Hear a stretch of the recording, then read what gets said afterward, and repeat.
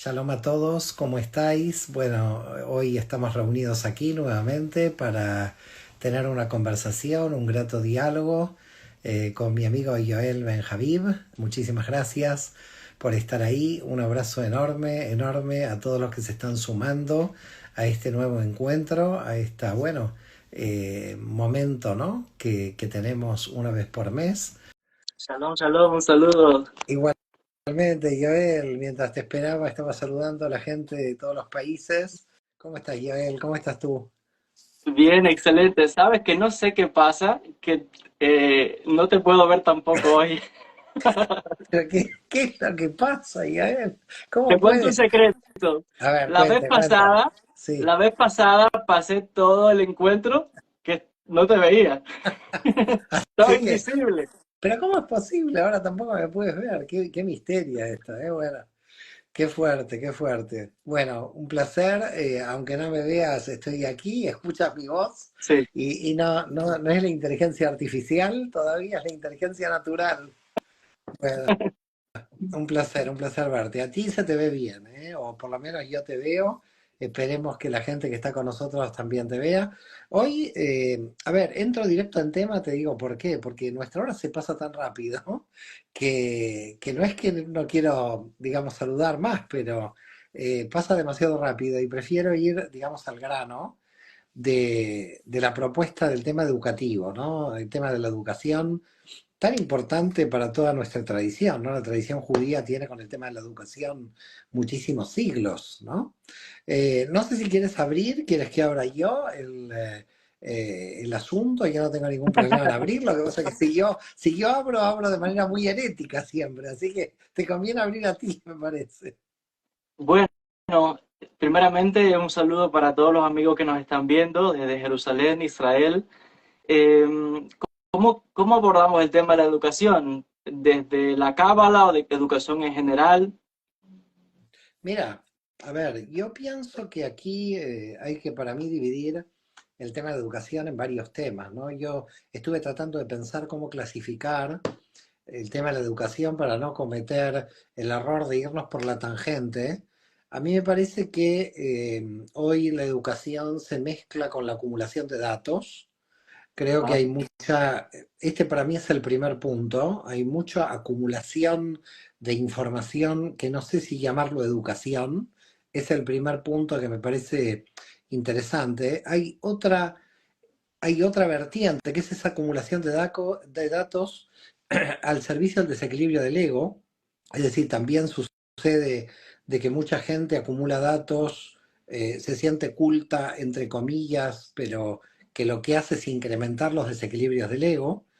También hay gente que estudia como excusa para no trabajar, esto también me gustaría hablarlo, creo que te ríes porque ya sabes para dónde voy con ese tema, ¿no? Porque a mí me Menos mal parece que yo que, trabajo también. sí, menos mal que tú trabajas, pero hay mucha gente que, a ver, entre tener un plan de no trabajar y no hacer nada, por lo menos tener la excusa de estudiar, ¿no?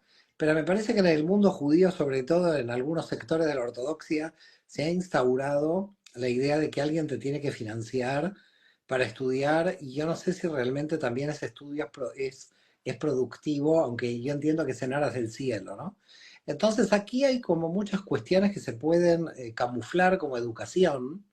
Me parece que es interesante empezar a dividir las cosas, ¿no? Acumulación de conocimientos no me parece que sea educación. Me parece que la educación en términos de la Kabbalah tiene que ver con la elevación del nivel de conciencia, no con la simple acumulación de conocimientos. No sé qué piensas tú. Sí, fíjate que los puntos que has mencionado son excelentes.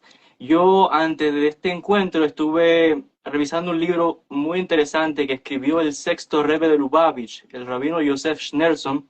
Es un libro sobre educación y me pareció muy interesante las definiciones que él traía sobre la enseñanza, y lo que mencionas es algo de cómo él divide el tema de la enseñanza. Él dice que en hebreo hay diferentes términos para referirse a la educación. Hay algo que es lo que se conoce como hora, que sería como instrucciones, y eso está más del lado de la figura del moré o el maestro.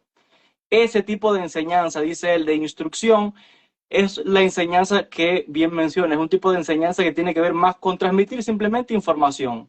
Es como algo que está, alguien que está dando como muchos datos, pero se trabaja un poco el intelecto, pero es más dando información que otra cosa. Ahora, él define un segundo tipo de educación, que es lo que él llama Hinuch y Hadrajá. Hinuch, que se traduce como educación, pero Hadrajá tiene que ver también con guía. ¿Qué significa eso, según lo que explica este rabino? Que este tipo de educación implica no solamente llevar el conocimiento, la información que es importante, sino que es responsabilidad del maestro sacar el potencial que tiene el estudiante para que sea el estudiante mismo, en base a su talento personal, su mérito propio, que puede entonces sacar esa luz que lleva por dentro.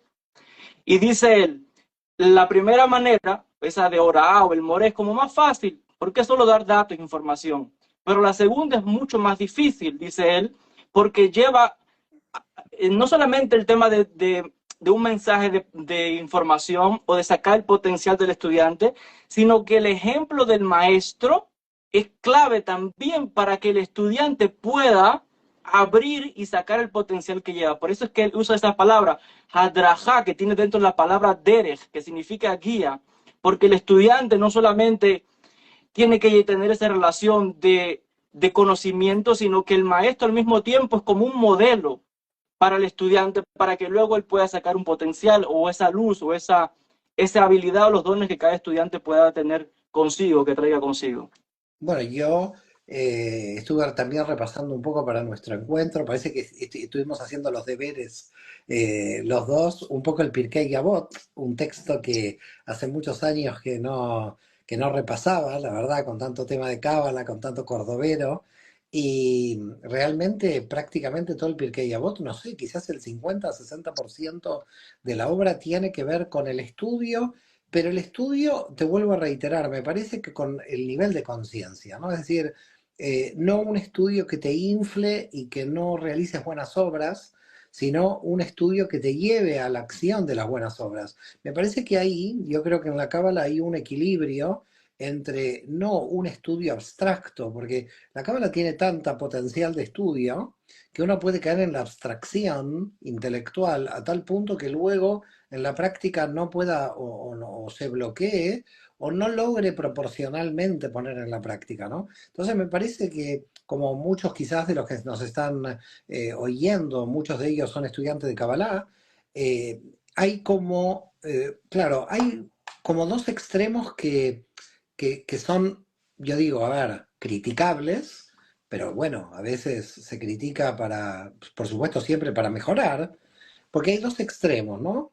Hay un extremo en el mundo espiritual que dice, acá hay que experimentar sin estudiar, y hay otro extremo que dice aquí académicamente hay que estudiar, pero no se experimenta, ¿no? Es decir, está en la academia, de la que nosotros hemos transitado bastante por allí, donde vemos muchísima gente acumulando conocimiento, pero sin llevarlo a la práctica, y luego en las antípodas, gente que dice la única forma de llevar a la práctica es sin estudiar.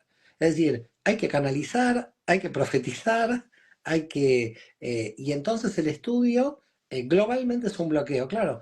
Yo me encuentro claramente y me parece que la acaban en la línea media de esto. Es decir, el estudio es muy importante para la vida, me parece que es importante, y desde el estudio intentar una autocrítica para que el estudio no te bloquee la experiencia. No sé si me sigues o qué piensas sobre esto. Sí, totalmente. Estoy de acuerdo de que el conocimiento, todo conocimiento debe ser práctico, porque cuando uno estudia cualquier libro o escucha una conferencia, lo que uno tiene que preguntarse siempre, bueno, ¿para qué me sirve esto? Y por eso no solamente es estudiar, sino saber seleccionar qué estudiar. Y aquí lo digo por experiencia propia. A veces yo me encuentro con tantos libros de Kabbalah o de tantos temas que a veces uno lee y yo me he tenido que seleccionar qué considero más importante para mí en este momento y qué libro descartar. Entonces, en ese sentido, yo haría una selección de lo que es esencial para la persona, cada cual individual. Entonces, en base a eso, ese estudio me tiene que a mí luego llevar a una aplicación, porque si yo leo algo, estudio algo, muy bien, es interesante conocer el pensamiento de, de los sabios, pero ¿y qué hago yo con esa información en mi vida? Lo que es más, hay un desafío que yo pienso que es fundamental, es cómo trasladar los conceptos y enseñanzas antiguas de hace 1500 años atrás a la época moderna. Porque sí, hay enseñanzas, pero están veladas en un lenguaje un poco como arcaico, medieval, que uno tiene que saber cómo traerlo al tiempo actual. No solamente para uno, sino que, como mencionabas también, la responsabilidad, por ejemplo, que tiene el maestro de entonces traducir ese conocimiento, bajarlo a un lenguaje todavía mucho más simplificado y saber que la audiencia que uno pueda tener como maestro es una audiencia variada, gente de todo tipo de creencias, culturas, de diferente ideología. Entonces es un desafío el que se le presenta, en este caso, uno como maestro o como alguien que está difundiendo las enseñanzas, en este caso de la Sí, Kabbalah. a mí me queda clarísimo que hay que bajar el lenguaje complicado o medieval, y de hecho, fíjate, desde la escuela lo hemos intentado hace años de alguna manera, no sé si llamar modernizar el lenguaje o adaptar el lenguaje para nuestra época, pero ahí hay un desafío que me parece muy importante y es una línea que a veces es gris, y es hacer sencillo lo complejo no implica simplificarlo a tal punto de que tú estás haciendo marketing de masas. Es decir, hay aquí un problema dentro de la Kabbalah. El problema en la Kabbalah es si tú estás haciendo coaching o estás haciendo Kabbalah. Y me parece que tenemos que ir al hueso de la cuestión. Porque si bien a través de la Cábala puedes hacer el análisis psicológico a lo largo de la vida, el análisis astrológico a lo largo de la vida, se puede llegar a perder por una tendencia moderna a la popularización, también la seriedad de la Cábala. Entonces, por eso digo, tenemos una línea, los que estamos, sobre todo con la responsabilidad de transmitir los conocimientos de Cábala, entre simplificar, hacer sencillo, pero esa sencillez que no lleve a un tipo de popularización que pueda ser dañino para la comprensión de los fundamentos de la Cábala. Porque lo que puede pasar es que una popularización tan grande puede dar lugar a que los contenidos fundamentales se tergiversen. ¿Tú qué piensas de esto? Bueno, esto me lleva al tema de inicio, al tema de la educación, en el sentido de que la educación lleva un rigor. Entonces, eso implica también un compromiso del maestro, una seriedad de parte del maestro, que no hay atajos aquí. Y yo a veces digo que los judíos no nos gusta nos gusta transitar el camino difícil en el buen sentido, o sea que no cortar camino. ¿Qué significa eso? Que no hay manera de escaparse del estudio riguroso. Y en base a eso, porque hay personas que pueden pensar, digo, bueno, si tomo un texto de aquí puedo seleccionar quizás la parte más sensacional o que pueda enganchar a una audiencia, que también es interesante y hay que saber, esto es otra cosa, un desafío de cómo el maestro en el tiempo actual puede o de qué forma puede presentar una información de una manera que sea atractiva, pero al mismo tiempo sin que pierda la seriedad de la profundidad que tiene esa enseñanza. Esta, para mí, Entonces, perdón la interrupción, para mí esta es la clave de todo el asunto. Estás tocando la tecla fundamental, ¿no? Porque hay un tipo de marketing que tenemos que hacer obligadamente, porque a veces en las redes no conocen un curso, entonces lo tenemos que publicitar, y al mismo tiempo, cuidado con la seriedad, ¿no? Mantener la seriedad, porque la seriedad es importante. Por eso yo creo que la seriedad y lo académico vienen de la mano de la experiencia y no es contraria a la experiencia.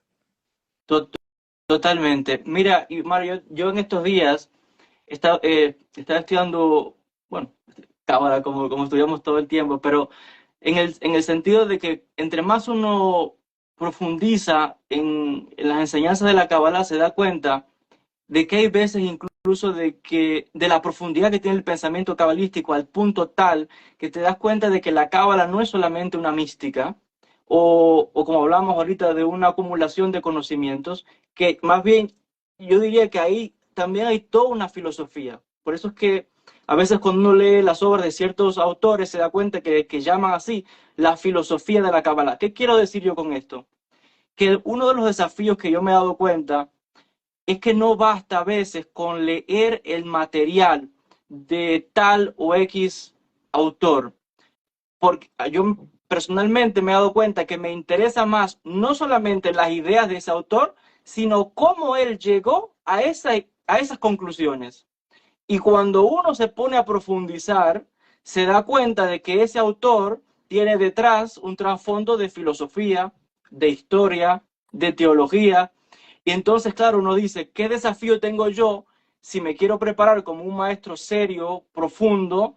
Tengo entonces que expandir el área de conocimientos de la preparación que pueda tener el estudiante de la Cábala. No sé qué Sí, opinas sí, sobre a ver, esto. yo soy quizás hasta te diría la prueba viviente de lo que tú dices, es decir, yo siempre consideré que había que abrir y no cerrar.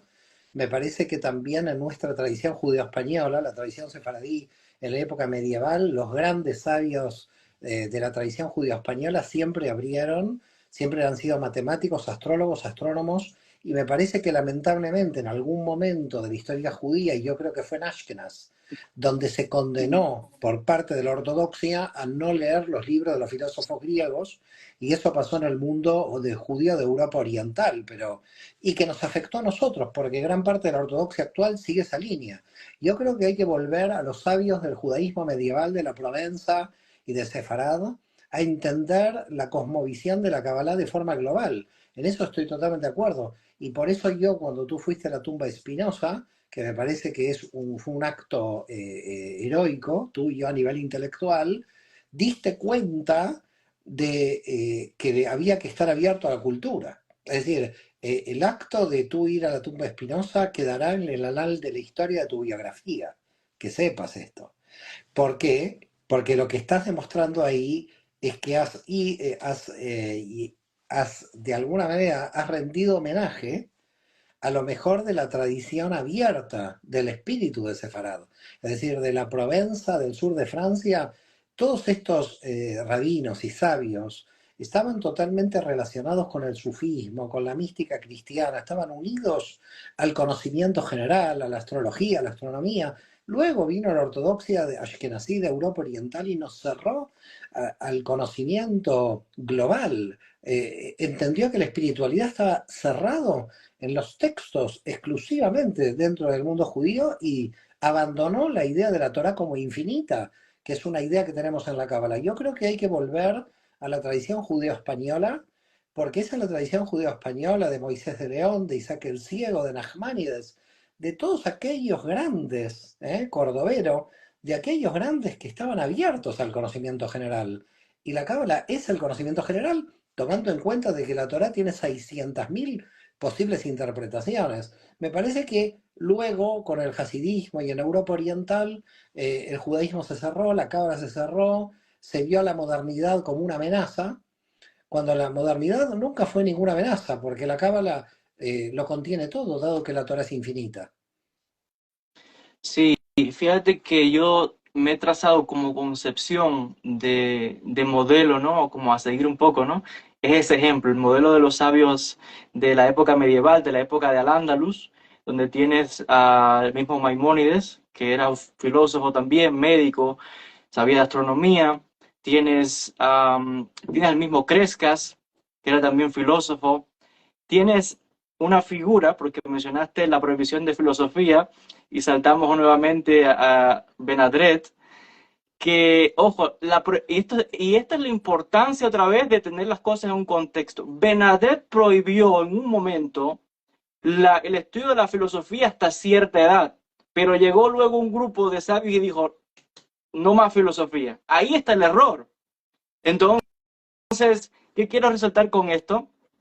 Que hoy, esto me he dado cuenta yo, por ejemplo, en mi misma escuela, yo tuve la suerte de que los últimos 2 años, yo te comentaba esto por privado, tuve la suerte de que los últimos 2 años estudié en una yeshiva donde los rabinos de esta escuela vienen del mundo seglar. Porque el Rosh Yeshiva, el rabino principal y de los otros que enseñan en la escuela, vienen de la universidad, son doctores en física, en filosofía, son personas muy cultas. Y en esa escuela yo tuve la suerte de que la visión del judaísmo que me presentaron de la que me nutrí es una que incorpora la parte seglar y la parte sí, bueno, religiosa, espiritual, pero no puede no puede estar desconectado de la parte de los estudios seglares. Siempre recuerdo a ese rabino, ese maestro mío que decía que uno tiene que ir detrás de la jojma de las naciones, porque ahí hay una gran sabiduría y luego tienes que tomar todo eso y traerlo para enriquecer tu cultura, que de hecho eso es lo que han hecho todos los investigadores, todos los científicos en la época antigua, como mencionabas, cuando los mismos musulmanes, cristianos, judíos, que cada cual estudiaba las ideas de otros porque estaban más bien enfocados en el crecimiento del alma, en el mejoramiento humano, más allá de las religiones o la ideología de cada cual. Totalmente. Y esto es quizás lo que se perdió, probablemente por un tema identitario cerrado, que de alguna forma, fíjate, ¿no?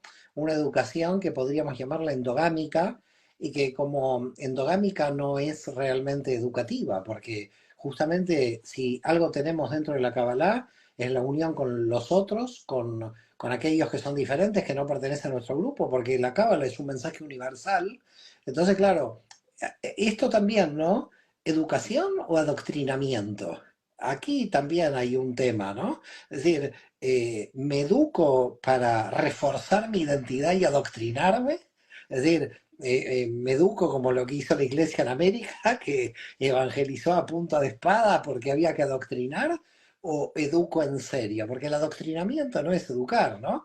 Lo que es educar es que tu discípulo sea libre en sus concepciones, en sus ideas, en su planteo. Yo creo que cuando uno ve a una persona, a un alumno que después de varios años de estudiar Cábala va creciendo y va tomando su propia forma, su propia autonomía, su propia visión de lo que el Ein Sof le está trayendo, yo creo que más allá de todas las diferencias uno tiene que estar muy orgulloso. Creo que el orgullo sería que el libre pensamiento del alma se pueda manifestar y no un tipo de adoctrinamiento. Hay mucha educación de adoctrinamiento, hay mucha educación de repetición de slogans de tipo religioso a lo largo de la historia, ideológico también, donde lo que se quiere es el convencimiento del otro, ¿no? La colonización del otro, cuando un maestro lo que no tiene que hacer es colonizar a nadie. Sí, yo creo que hay algo importante, volviendo al tema específico de la Kabbalah, y es que hay que saber diferenciar entre lo que es las ideas o conceptos religiosos del mundo judío con, digamos que la profundidad real que es universal, que tiene que ver con el estudio del alma y que tiene que ver con el estudio de la misma existencia. Y a veces eso se mezcla un poco y es difícil. Yo te comentaba en algún momento de que a uno mismo, yo siendo judío, a veces me cuesta un poco saber separar la parte religiosa judía, que es una cosa personal mía, de un mensaje que es universal, que es la esencia de la espiritualidad de la Kabbalah. Y claro, yo creo que no es solamente mío, sino que hay algo importante que también hay que entender en la Kabbalah. Que la Kabbalah, uno dice Kabbalah, pero realmente habría que hablar de Kabbalas en plural, porque hay muchas escuelas y cada escuela, los místicos fueron desarrollando líneas de pensamiento en base también a la experiencia del lugar donde estaba. Y hay un tipo de espiritualidad o de mística que tuvo lugar no solamente dentro del judaísmo, sino también en el mundo cristiano, en el mundo de los sufíes también, donde ellos tomaron, para darle sentido, porque esa es una realidad, de que hubo un momento de la historia en que muchos judíos, incluso grandes rabinos, se cuestionaban, bueno, ¿y esto para qué sirve? ¿Para qué me sirve la religión? Y buscando dar sentido a su misma identidad como judíos, se tornaron a un tipo de mística donde conectaban la plegaria, la tefilá, las fiestas y todo eso para darle como un sentido o espiritualizar, digamos que esa observancia, que está muy bien. Pero uno como maestro de Cábala, específicamente los que venimos del mundo judío, tiene que saber separar un poquito esto de lo que es personal para llevar entonces un mensaje universal que esté distanciado de quizás el dogma de una religión o quizás de la ideología que tiene que ver ya más con religión judía, Sí, sino que uno tiene que entonces enfocarse a lo universal. totalmente, totalmente.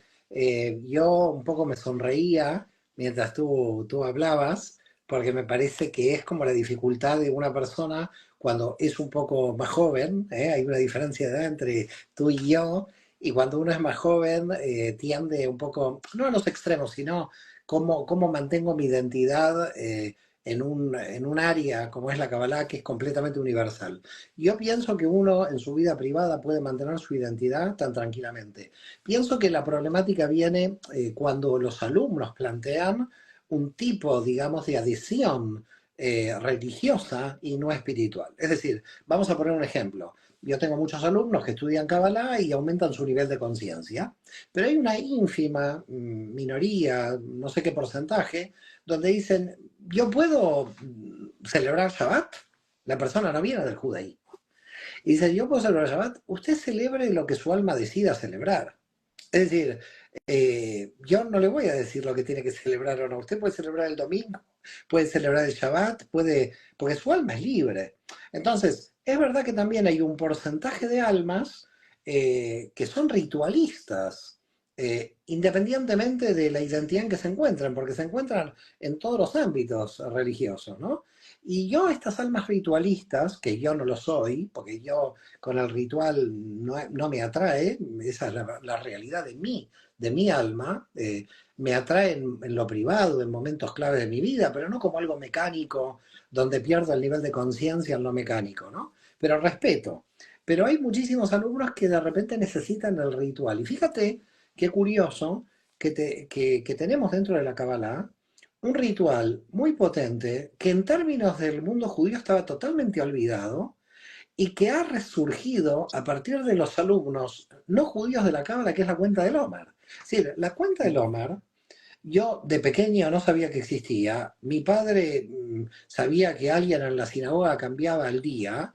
Y en la familia tradicional judía de hace siglos, la cuenta del Omer no tenía prácticamente ninguna importancia. En los estudios de Kabbalah y en el aumento del nivel de conciencia, la cuenta del Omer, que proviene del campo religioso, se ha convertido en un instrumento de espiritualidad universal. Aunque venga, digamos, entonces claro, yo te entiendo cuando dices cómo divido lo que viene de lo religioso. Y a veces, sociológicamente, hay situaciones, movimientos dinámicos en la historia que van superando nuestros propios análisis. Es decir, a veces nuestros análisis van detrás de los acontecimientos. Viene el acontecimiento y nosotros venimos con el análisis. Y fíjate la cuenta del Omer. La cuenta del Omer yo la conocí dentro de la Cábala, la trabajé dentro de la Cábala, se manifiesta en casi todos los alumnos de Cábala que no vienen de la tradición judía, y si tú vas a gente de la propia comunidad judía no ortodoxa, no saben ni qué quiere decir. La cuenta del Omer, no tienen ni idea qué es la cuenta del Omer. Este es un ejemplo claro de un elemento litúrgico que ha pasado a ser un instrumento de aumento a nivel de conciencia universal. Y entonces ahí se difumina el límite. Yo creo que al final no tenemos que estar tan obsesionados con dónde están los límites. Mientras uno sepa quién es, el límite es relativo, ¿no? Es decir, el límite, ¿cuál es el límite? Tenemos quizás una responsabilidad en la continuidad de ser luz para las naciones. Me parece que no se tiene que volver tampoco obsesivo eso. Sí, totalmente de acuerdo. Yo diría dos cosas, yendo un poquito quizás si tenemos en la audiencia algún alguien que esté un poco apegado a como un poco más encerrado, ¿no? En el mundo judío un poco más cerrado. Yo le diría a esa persona algo interesante que viene de las enseñanzas de Rabbi Sagluria, y es volviendo otra vez a ese tema de la universalidad, de cómo el Ein Sof, el creador, está realmente moviendo todas las cosas, y que la forma en este mundo a veces llega a confundir a la persona porque uno se pierde en la forma y no en la esencia, en la espiritualidad, en el mensaje. ¿Y por qué digo esto? Hay una enseñanza de Rabbi Sagluria que dice que las Neshamot vienen a este mundo, y hay Neshamot que vienen, por supuesto, como judíos, con una identidad judía. Pero puede ser perfectamente que en otra reencarnación, a esa misma Neshama la envíen como un no judío a otro pueblo, y viceversa. Porque si existe el concepto que dice de que hay no judíos que vienen y hacen conversión, Entonces la pregunta es, ¿acaso una Neshama judía puede ir a otro? Dice Rabbi Luria, sí. ¿Qué significa esto? Que si al final estamos al servicio de la espiritualidad real que debe llevar a la Aleph, a la unidad, perfectamente puede el Ensof traer una Neshama, traer que traiga una luz grande en un pueblo, pero si ve que hace falta en otra parte del mundo, en otra religión, en otra cultura, levantar el nivel de conciencia, perfectamente puede mandar un fragmento de esa alma a otro sitio o a esa Totalmente, otra cultura. totalmente de acuerdo, porque en mi antigua encarnación, que tú sabes mi historia con el tema de Godofredo de Bulón, la historia no es muy hermosa porque parece un cruzado muy romántico, pero creo que hizo una matanza muy grande de los judíos del sur de Alemania, en las juderías de Worms, y yo muchas veces dije, pero ¿cómo es posible? A mí ahora me mandaron como judío cuando yo quizás hace 1000 años había participado de una matanza, ¿no? Entonces, yo muchas veces digo, estamos entrelazados absolutamente como energía y estoy totalmente de acuerdo con Luria en muchísimas cosas y en esto también, y creo que por ahí pasa la cuestión, ¿no? Por aquí viene el tema de la educación. Si no aumenta el nivel de conciencia, la educación es como que deja de tener sentido. Es decir, el sentido de la educación es que logremos ser mejores personas, no que tengamos más información. Porque es que si tenemos más información, mira, los nazis que estaban alrededor de Hitler, casi todos eran doctores de diversas universidades, en filosofía, en diferentes disciplinas. Y mira a dónde llegaron, ¿no? Entonces, a mí me parece que hay que tener mucho cuidado con ese intelectualismo ególatra o desviado que existe, y al mismo tiempo tener cuidado en el otro flanco que dice viva la experiencia y muere el intelecto. Es decir, estamos ante dos tentaciones, para llamarla de alguna manera, en aquellos que están en el mundo espiritual y dicen nada de educación, nada de intelecto, nada de academia, solamente lo que vale es la experiencia, lo cual es terrorífico porque la experiencia se tiene que traducir de alguna manera, y del otro lado, el pensamiento inflado, el intelectual inflado, el culto inflado al servicio de no aumentar el nivel de conciencia. Entonces, claro, estos dos flancos que tenemos, hay que moderarlos de alguna manera, ¿no? Porque al final, fíjate lo que sucede en el árbol de la vida, las 10 dimensiones son fundamentales. Y creo que cuando vamos a la experiencia pura nos estamos perdiendo que el intelecto también es un don divino. ¿Y por qué no Exacto. tenemos que trabajar? ¿No? Bueno, Hillel claramente lo decía, ¿no? Hillel, el primer Hillel, el gran Hillel, El Hillel el viejo. anciano, decía que el que no tiene conocimiento no tiene verdadera piedad, y estoy totalmente de acuerdo. No tiene verdadera fe quien no tiene conocimiento. Ese concepto de fe sin conocimiento puede ser muy peligroso, lleva al fanatismo religioso. Totalmente. Y mira, yo me he encontrado también con un desafío a veces cuando estoy dando algún curso con los estudiantes, partiendo de la base otra vez de que vienen personas de todo tipo con diferentes creencias o ideologías, estudios, etcétera, y a veces los términos. ¿Qué significa esto? Que a veces usan un lenguaje que yo no lo conozco, porque no lo he estudiado en mi tradición o en las cosas que en la literatura cabalística son terminologías que vienen del mundo, por ejemplo, del hinduismo o del budismo. No es que sean conceptos como totalmente opuestos a la cábala, no, podemos encontrar el punto de conexión, pero lo que quiero decir con esto, que a veces uno como maestro le obliga, como hablábamos ahorita, a expandirse para entender el pensamiento del estudiante para entonces saber explicar. Hay veces que uno no sabe las respuestas a ciertas cosas y tiene que decir, mira, no sé, o eso que me dices no lo he escuchado, voy a estudiar y voy a buscarlo. Esto lo he visto yo de mis maestros aquí, grandes rabinos con muchos años de estudio. Esto es otra cosa, el tiempo de estudio, que no hay prisa ninguna, sino de que es toda una evolución del estudio.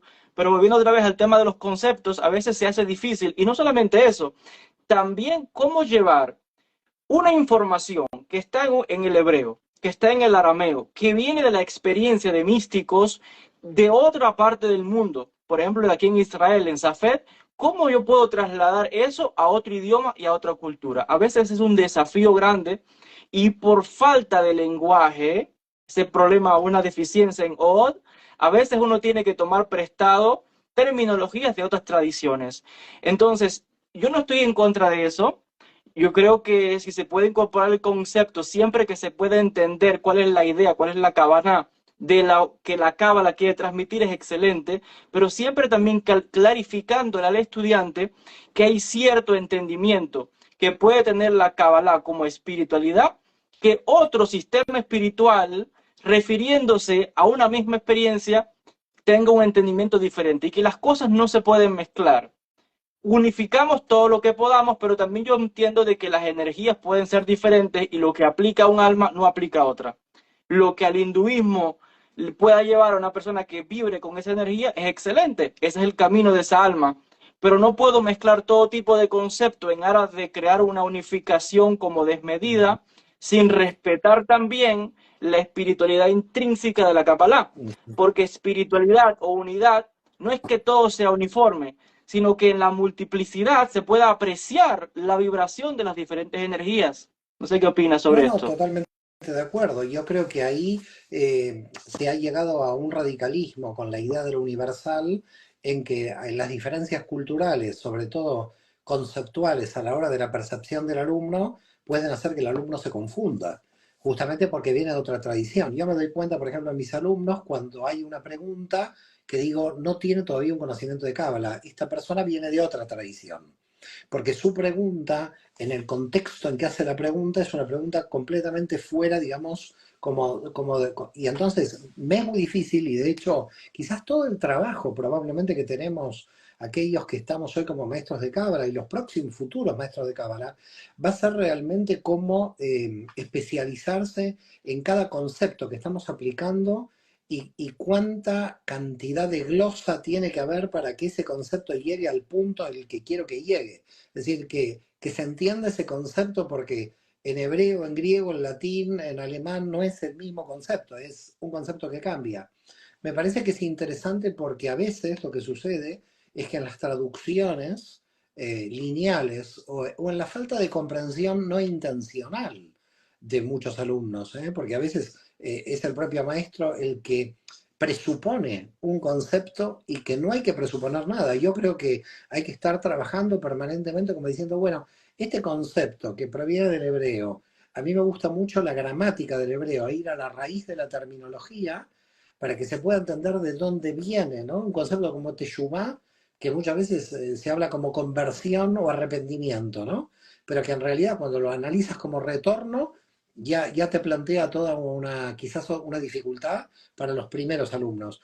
Yo creo que aquí habría que también exponer, porque estamos hablando quizás más de las dificultades de los maestros a la hora de la cuestión, y a mí me gustaría ver ahora desde el otro ángulo, porque se nos va a pasar el tiempo, y quiero hablar desde el ángulo de los alumnos. Es decir, a mí me gustaría dar la vuelta, digamos, al tema, porque si no, siento que nos estamos psicoanalizando los dos como maestros y las dificultades que tenemos, y me parece que lo que hay que hacer es mirar al receptor también del otro lado, ¿no?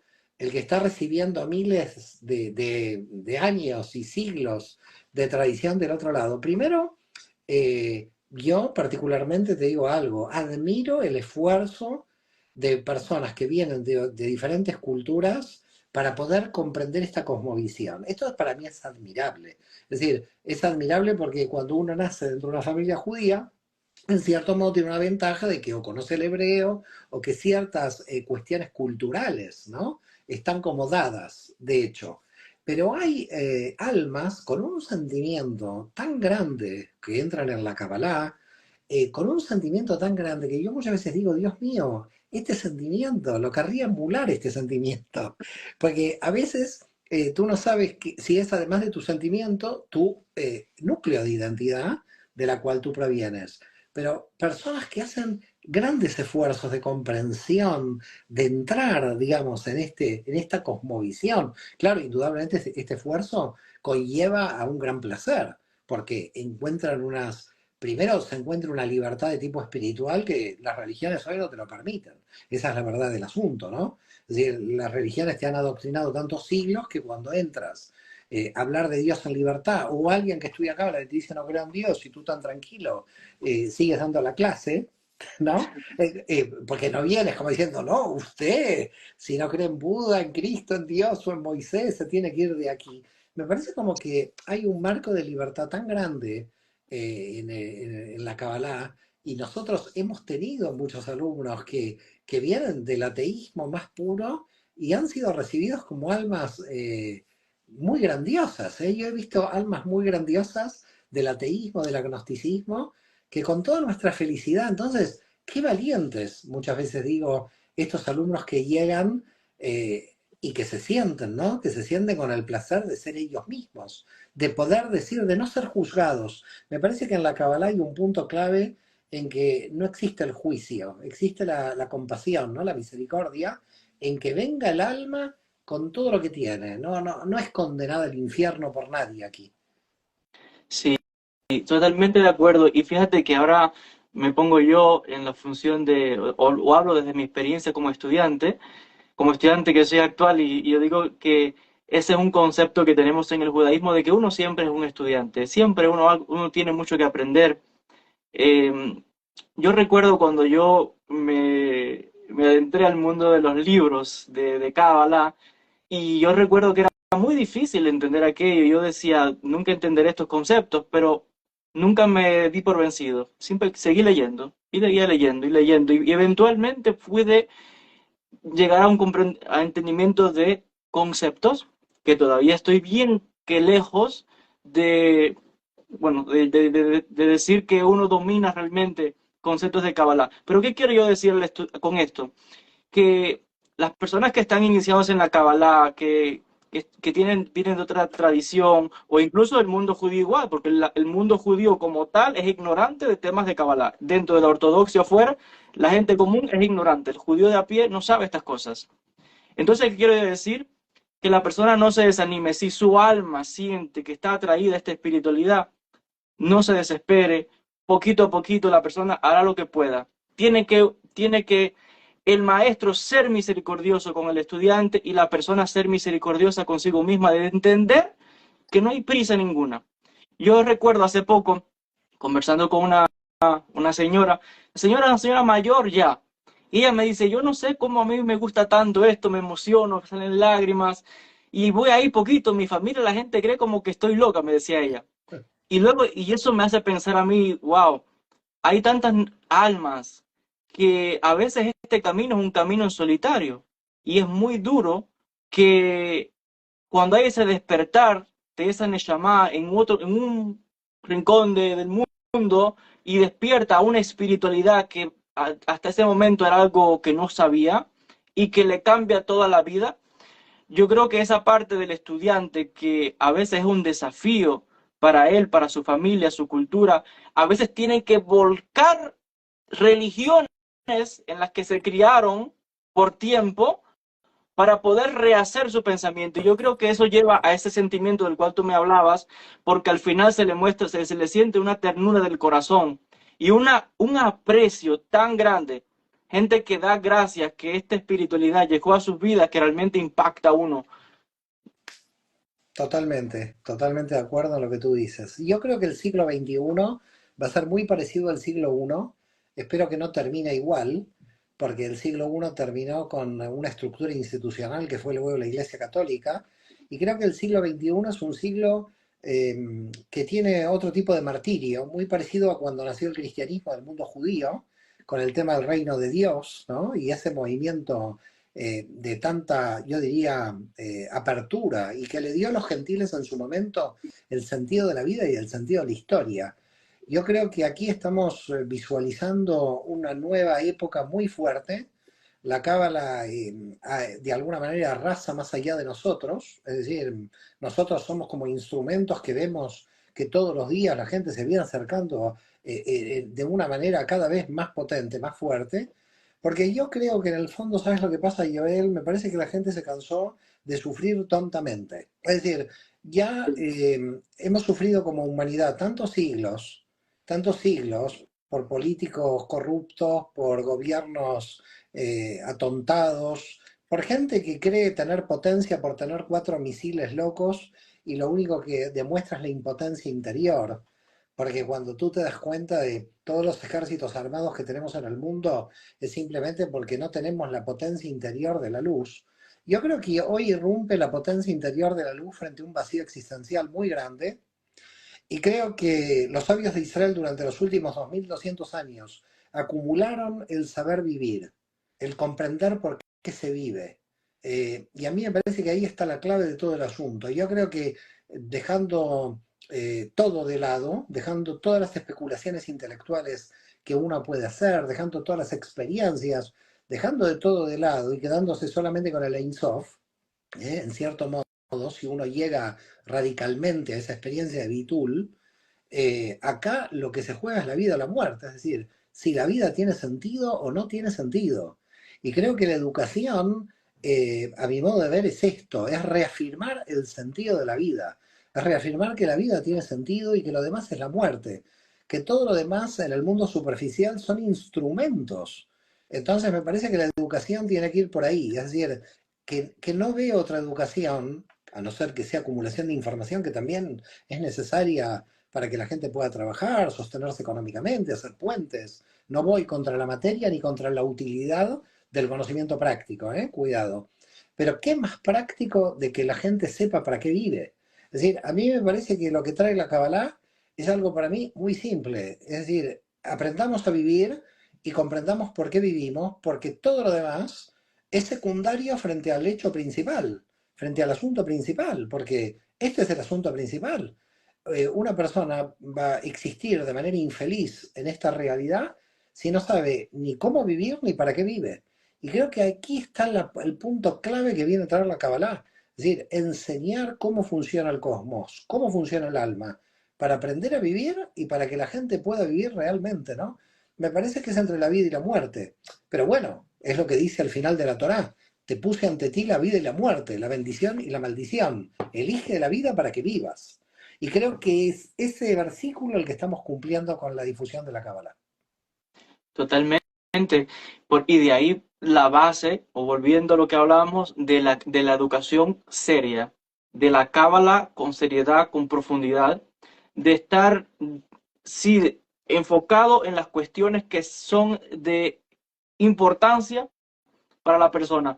Y por eso es que yo creo que la educación en la cábala tiene que venir a liberar a la persona de los miedos, de los temores que puedan haber tenido la persona por quizás o dogmas o ideologías, y la educación tiene que estar enfocada en traer esa liberación de esos temores.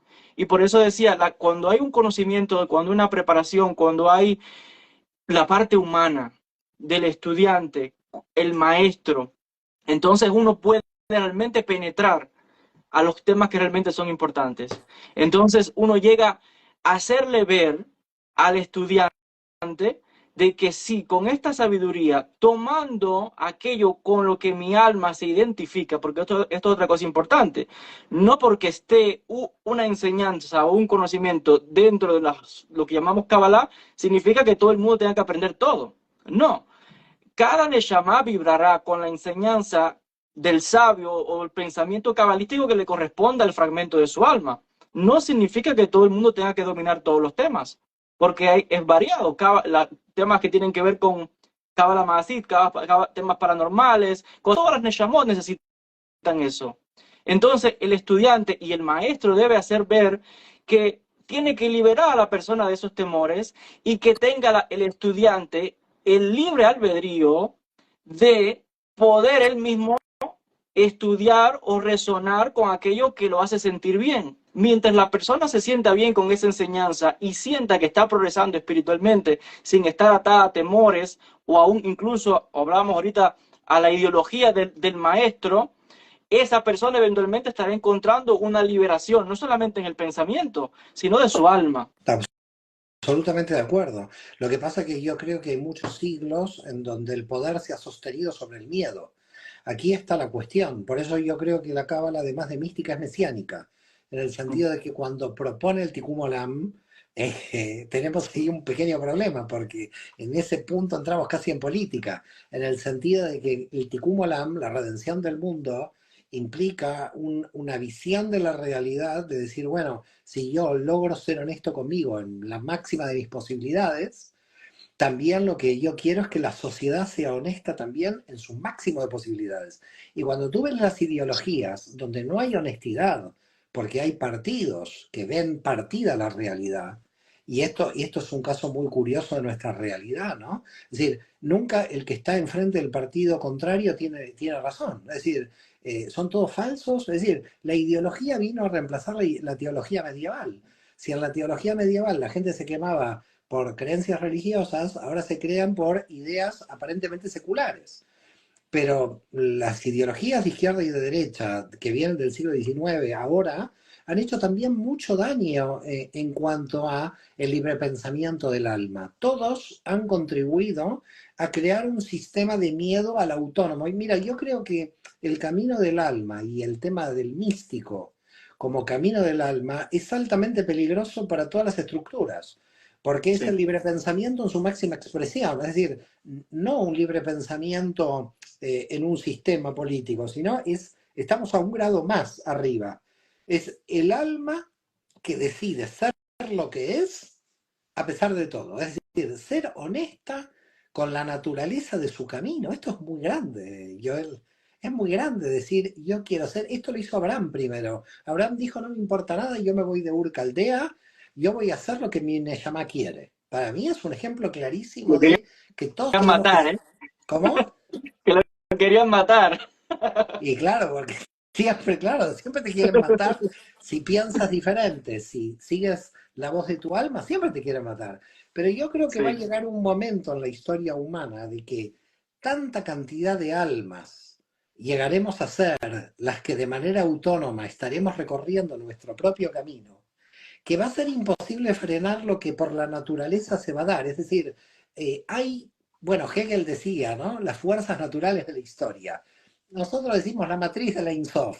Bueno, cada uno lo dice como quiere, ¿no? Nosotros decimos las fuerzas invisibles que vienen de la matriz de la Insof, las fuerzas invisibles de la divinidad. Es que las fuerzas invisibles de la divinidad, encarnadas en cada uno de nosotros, hacen frente siempre al sistema. Es decir, los sistemas siempre tienen miedo. ¿Sabes por qué? Yo creo que nos insufla miedo en el fondo. Porque en el fondo el poder humano, de alguna manera, el poder ególatra, le tiene miedo a la matriz, le tiene miedo a la Insof. sí. Es decir, hay en el fondo siempre hay ahí como un espíritu de Amalek en el sentido de que puedo hacer lo que yo quiero, ¿no? Fíjate, en la última tesis que yo defendí, la última frase, no quiero ser autorreferencial, pero la última frase que pongo es, la educación mística es la que va a decidir si el camino es Auschwitz o el reino de Dios.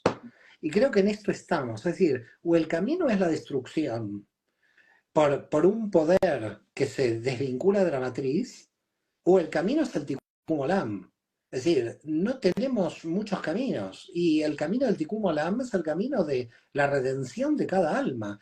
Y está llegando ese momento. Esto es, yo creo que muchas generaciones habrán querido tener la esperanza de ver lo que estamos viendo, Joel, ¿eh? Es decir, lo que estamos viendo nosotros, yo no sé si es la era mesiánica o se le acerca, pero estamos viendo un acercarse a la irrupción del reino, donde las almas van tomando fuerza, van teniendo menos miedo. Opa, cuidado lo que está pasando aquí. Está sucediendo, yo diría, una efervescencia de las almas que se está volviendo imparable. Y me parece, y lo estamos viendo ante nuestros propios ojos, ¿eh? Y por eso yo opino de que la Kabbalah tiene que venir a traer a la persona esa paz interior, ese no desesperarse por nada, porque escuchando tus palabras es simplemente una reafirmación de confianza absoluta en el trabajo de las almas, pero también el trabajo del Ensof. ¿Qué quiero decir con esto? Escribe Rabbi Moshe Chaim Luzzatto de que no es un trabajo solo, sino que hay energías cosmogónicas que también están trabajando por el Tikkun Olam, aunque no estén aquí encarnadas en este planeta. que hay energías en otros planos, en otras dimensiones, seres que, bueno, la gente le puede dar diferentes nombres, ángeles, la divinidad, lo que sea, pero que aquí hay un interés de las criaturas inteligentes con un nivel de conciencia superior de levantar todos los mundos. Ese es de hecho el objetivo de la Kabbalah. Sabemos, se habla de 10 sefirot, pero sabemos que en un principio eran menos, ¿eran cuántos? 5 sefirot. Cayeron los mundos y hay que levantar las 7. Los 7 reyes de Dom, que habla la Kabbalah, que murieron. Pero lo que la gente no sabe es que eso de levantar el nivel de conciencia tiene que empezar por uno, porque es que eso está dentro de nosotros. Entonces, eso que estabas contando, ese mesianismo, empieza por uno. Es la redención del alma personal. Cuando uno hace el trabajo individual, la energía con la que vibra de por sí ya está afectando cuánticamente el ambiente que nos rodea. Absolutamente Por de eso es acuerdo. que Absolutamente de acuerdo porque encarnamos fuerzas cosmogónicas que van más allá de nuestro cuerpo como instrumento. Absolutamente de acuerdo. total, totalmente, por eso es que uno escucha a veces en diferentes tradiciones que cuando se está frente a la presencia de un maestro de verdad realizado, el simple hecho de estar en la presencia de esa persona, uno recibe parte de la energía de ese ser que está en un nivel de conexión, ya no con su parte egoica, sino que ha fusionado su conciencia con la conciencia universal. Y por eso es que para esa persona no hay diferencia entre la variedad que se ve en este mundo. Yo recuerdo, estamos casi corto de tiempo, pero recuerdo leer un artículo en algún momento cuando murió el Raf Kaduri en el periódico Haaretz aquí en Israel, y decía que habían venido a ver el Raf Kaduri personas de todo tipo, judíos, cristianos, musulmanes, hasta el rey de Jordania fue a pedir verajá al Raf Kaduri. ¿Por qué? Porque en el mundo que Raf Kaduri vivía, no es el mundo de los conflictos entre judíos y árabes y cristianos. Raf Kaduri estaba en un nivel de conciencia donde no había diferencias, donde estaba la unidad. Y yo creo que ese es el nivel, no Raf Kaduri solo, sino que es el potencial que tiene cada alma de redimirse y de llegar a un estado de conexión con todas las almas y con el Ensof. Yo creo que ahí es el trabajo educativo que tenemos que hacer todos, y yo creo que tengo, soy soy positivo, soy optimista en eso, porque tengo gran fe en el potencial del alma de cada ser humano, porque hemos sido diseñados con esa potencia de poder autorredimirnos y transformar todo y elevar todos los mundos. Totalmente. Absolutamente, pero antes de cerrar quiero darte una sorpresa muy grande porque me has puesto la piel, no sé, en algunos países de América Latina dicen de gallina, en otros de pollo, de gallo, no sé cómo se dice porque uno habla para todos los países, ¿no? Pero es algo muy fuerte esto. Nosotros hoy no hemos hablado, no nos hemos comunicado, tú estuviste en tu mundo. ¿Sabes lo que tengo aquí? No. Lo que estaba leyendo antes de, no sé, una hora antes, uno de los volúmenes de las apuntes de Rav Kaduri. Ah.